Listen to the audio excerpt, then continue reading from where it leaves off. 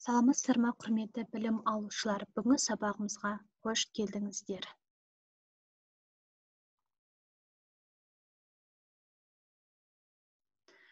Бүгінгі сабағымыздың тақырыбы Абай Құнанбайұлының «Қалың ел, қазағым, қайран жұртым». Бүгінгі сабағымыздың мақсаты шығарманы мазмұндас туындылармен салыстыру, шығарманың көркемдік құндылығын бағалау, шығармаға тарихи тұрғыдан баға беру. Бағалау критерийлері екі шығарманың ерекшеліктерін көрсетеді. Шығармалар тіліндегі көркемдеуіш құралдар ерекшеліктерін көрсетеді. Шығармаға қазіргі кез тұрғысынан көзқарасын білдіреді.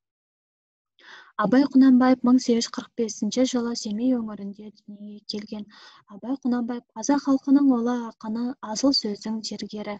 Азан шақырып қойған аты Ибрагим, әжесі Зере, сүйкімді де сүйікті немересін Абай деп еркелеткен. Осыдан кейін Ибрагим дейтін шын аты аталмай ел арасында Абай атанып кетеді. Ұлы ақын кішкентай кезінен анасы Ұлжан мен әжесі Зеренің ертегі, аңыз әңгімелерін тыңдап өскен. Абай энциклопедиясы, өлеңдер жинағы, 3 поэмасы, 45 қара сөзі бар. Абай ақын: жүрегімнің түбінде терең бойла, мен бір жұмбақ адаммын, оны да ойла. Соқтықпалы соқпасыз жерде өстім, мыңмен жалғыз алыстым, күнә қойма.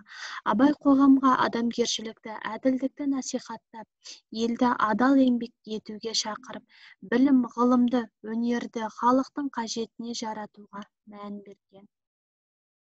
Қалың ел, қазағым.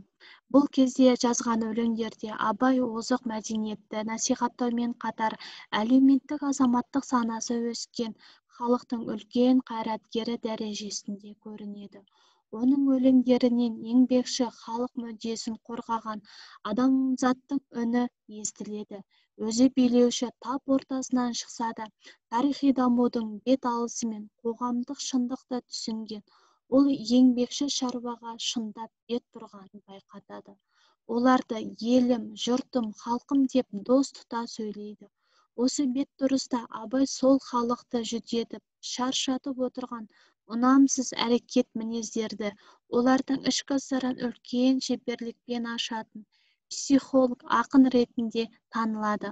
Заманы мен өзі өмір сүріп отырған ортаның кемшілік, қайшылықтарын өткір және әділ мінеп сынайды.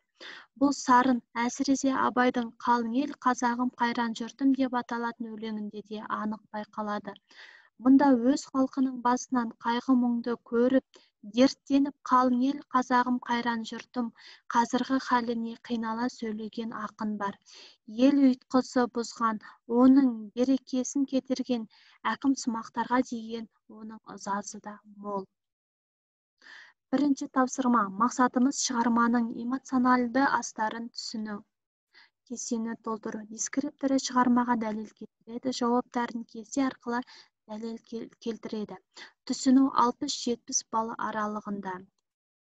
Екінші тапсырма: кестемен жұмыс. Мақсаты шығарманың көркемдік құндылығын бағалау. Дулат Бабатайұлының «Қазақ деген ғарып жұрт» өлеңін оқимыз, кестені толтырамыз.